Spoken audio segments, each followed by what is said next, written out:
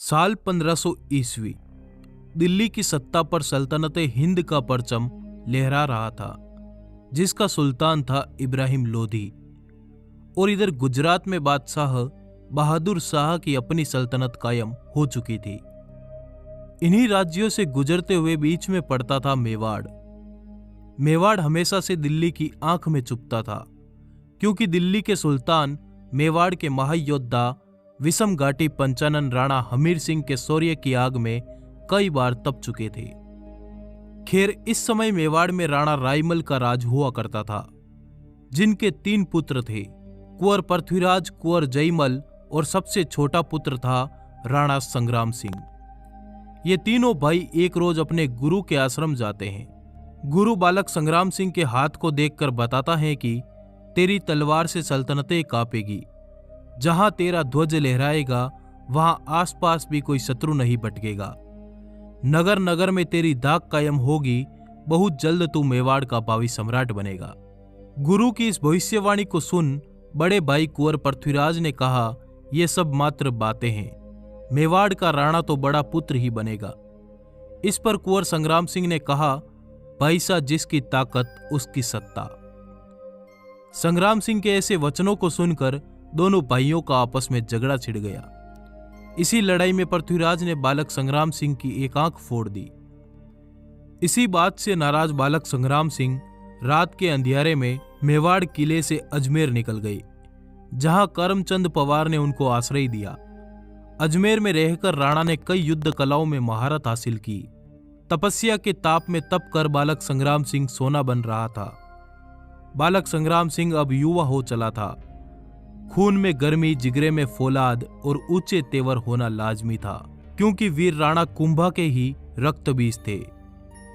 यही समय था जब संग्राम सिंह ने मेवाड़ धरा की सियासत को पलट कर रख दिया। इस समय तक संग्राम सिंह के दोनों भाइयों का स्वर्गवास हो चुका था।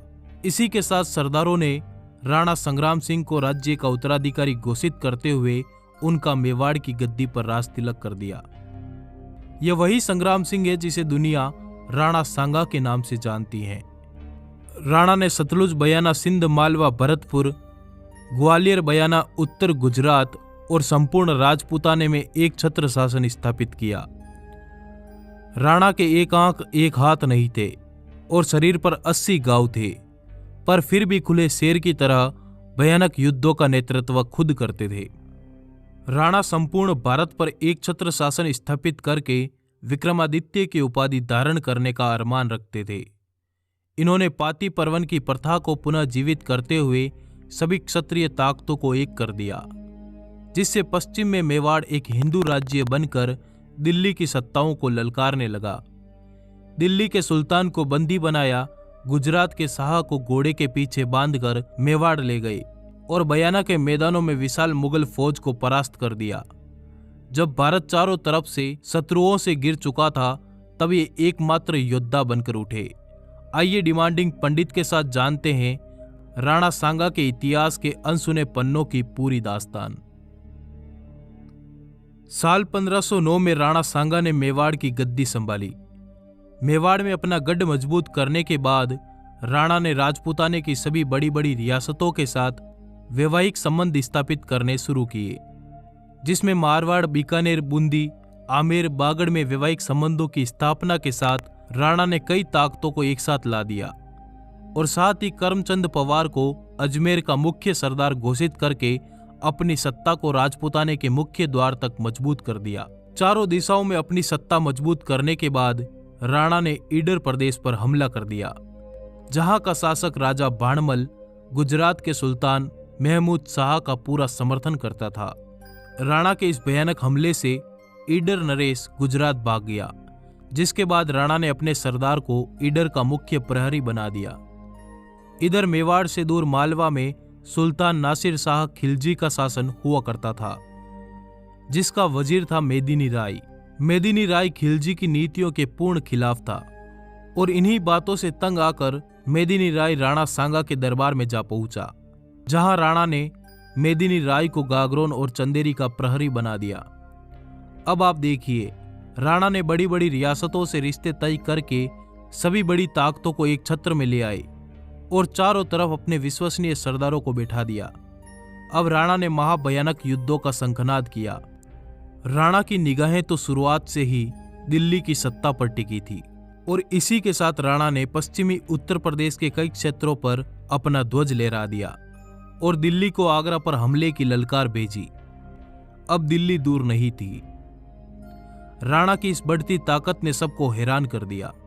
इसी बढ़ती ताकत का जवाब देते हुए साल 1517 में दिल्ली के सुल्तान इब्राहिम लोदी ने तुरंत एक विशाल सेना के साथ मेवाड़ पर चढ़ाई कर दी।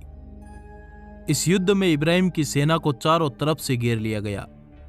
इस युद्ध में राणा का एक हाथ कट गया और एक पैर पर तीर लगा, जिससे उन्होंने एक पैर खो दिया। इब्राहिम को कैद करके मेवाड़ दरबार ले जाया गया, जहां से हरजाना लेकर उसे छोड़ दिया गया। उसके 2 साल बाद फिर साल 1519 में इब्राहिम लोदी ने मियां मक्कन के नेतृत्व में राणा सांगा पर एक बार फिर हमला कर दिया। इस बार फिर राणा सांगा की विजय हुई। दिल्ली के सुल्तान को 2 बार पराजित करने के बाद संपूर्ण राजपूताने में राणा सांगा के नाम की दाग कायम हो गई और सभी ने सांगा को अपना सरदार चुनते हुए उन्हें हिंदू पथ की उपाधि से नवाजा। साल 1518 में मालवा के सुल्तान महमूद खिलजी ने गागरोन पर दावे बोलना शुरू कर दिया, जिसके बाद राणा सांगा और महमूद की सेना के बीच घनघोर युद्ध हुआ। इस युद्ध में सांगा ने महमूद के सभी सरदारों को मार डाला और महमूद को बंदी बनाकर चित्तौड़ में 5 महीने तक कैद कर दिया गया। इतिहास अब करवट बदल रहा था। काबुल का बादशाह बाबर और दिल्ली के सुल्तान इब्राहिम लोदी के बीच 20 अप्रैल 1526 में पानीपत के मैदान में घनघोर युद्ध छिड़ गया। इस युद्ध के समय राणा सांगा शांत चित्त से मौके की तलाश में थे। उनको लगता था कि बाबर इब्राहिम को मारकर कुछ दिन दिल्ली में रहेगा, फिर वापस लौट जाएगा, पर ऐसा नहीं था। बाबर ने इब्राहिम को मारकर दिल्ली पर अपनी सत्ता कायम कर दी।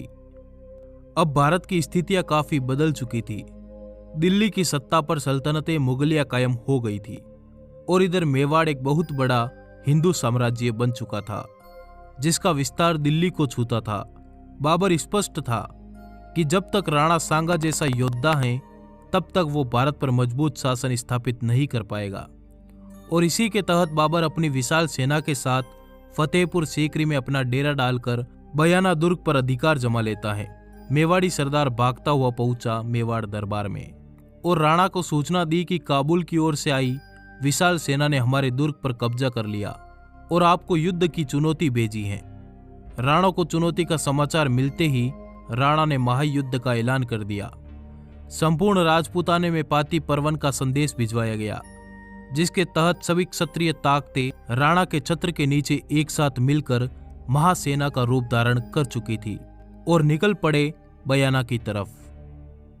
भयानक शंखनाद के साथ युद्ध का ऐलान किया गया। मारवाड़ नरेश मालदेव राठौड़ ने युद्ध की रणनीति तय की। बूंदी बागड़ से उदय सिंह, अजमेर आमेर के पृथ्वीराज, बीकानेर के कल्याणमल, ग्वालियर और बड़ी बड़ी रियासतों के महाराजों तथा अफगानी सरदारों ने राणा सांगा के नेतृत्व में 16 फरवरी 1526 को बाबर की सेना को चारों तरफ से घेर लिया और बयाना के किले पर फिर से केसरिया ध्वज लहरा दिया गया। यह बाबर की सेना की पहली हार थी, पर बाबर भी कोई छोटा मोटा बादशाह नहीं था। इतिहास बताता है कि उसकी नेतृत्व शक्ति गजब की थी। जब मुगल सेना ने इतनी विशाल महासेना का करारा प्रहार देखा तो उन्होंने पुनः युद्ध में जाने से मना कर दिया, जिसके बाद बाबर ने सेना को कई लालच दिए, पर सेना काबुल जाने की तैयारी कर चुकी थी। अंत में बाबर ने धर्म युद्ध या जिहाद का नारा लगाया, जिसके बाद सेना वापस इकट्ठा होने लगी। इतिहास बताता है कि राणा सांगा ने बयाना पर केसरिया ध्वज लहराकर शांति कर ली, जबकि उनको तुरंत दिल्ली पर धावा बोलना चाहिए था। ऐसा न करने के कारण बाबर ने फिर से सेना तैयार की और 1 महीने बाद 17 मार्च 1527 खानवा भरतपुर के मैदानों में फिर युद्ध की तैयारियां शुरू कर दी। जब राणा के सरदार सरहदी सुरक्षा का पहरा लगा रहे थे, तब उन्होंने राणा को समाचार भिजवाया कि हुकुम तैयार रहे, फिर एक बार युद्ध की तैयारी चल रही है। इस बार फिर पाती परवन के साथ एक महाविनाशी सेना के साथ राणा सांगा और मुगल सेना में टकराव हुआ। इस बार बाबर ने कई सारे तोप अपनी सेना के पीछे तैनात कर रखी थी। तोप जैसे हथियार के बारे में भारतीयों ने पहले कभी नहीं सुना था। जब राणा की सेना आगे बढ़ी तब अली और मुस्तफा के नेतृत्व में तोप का मुंह खोल दिया गया। हजारों हिंदवी सिपाही ढेर हो गई। राणा गुस्से में लबरेज होकर युद्ध क्षेत्र के बीच में जा पहुंचे, जहां बाबर ने सेना को तुलगामा पद्धति अपनाने का आदेश दिया, जिसके तहत राणा की सेना के पीछे से हमला करना शुरू कर दिया गया। इस हमले में राणा को एक तीर लगी, जिससे वे हाथी से नीचे आ गई।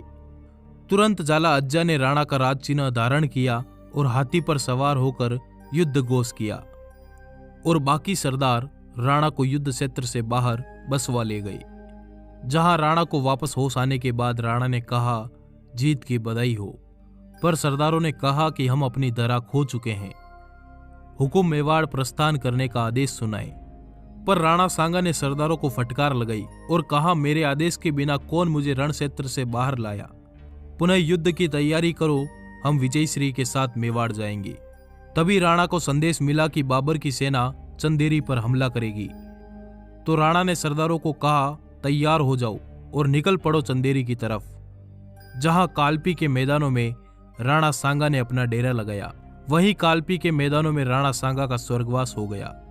कुछ लोगों का मानना है कि राणा सांगा को सरदारों ने जहर दे दिया था। पर कुछ भी हो, राणा सांगा का संपूर्ण जीवन अखंड भारत के निर्माण में बीता। उन्होंने बाबर के युद्ध से पहले लगभग 18 युद्ध जीतकर अपनी सत्ता दिल्ली तक ले गए थे। इतिहास के पन्ने बताते हैं कि राणा सांगा एक बुद्धिमान, युद्ध प्रेमी, साम्राज्य विस्तार की सोच वाले एक महान योद्धा थे।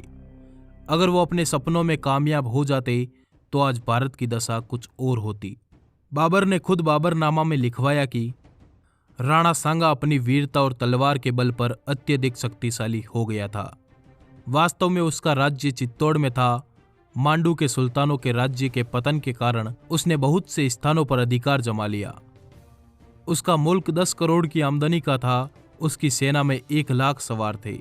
उसके साथ 7 बड़े और 104 छोटे सरदार हमेशा तैनात रहते थे। उसके 3 उत्तराधिकारियों में से यदि एक भी वैसा ही वीर और योग्य होता तो मुगलों का राज्य हिंदुस्तान में जम न पाता। इस वीडियो को बनाने में बहुत मेहनत लगी है। कृपया लाइक जरूर करें। धन्यवाद। जुड़े रहिए।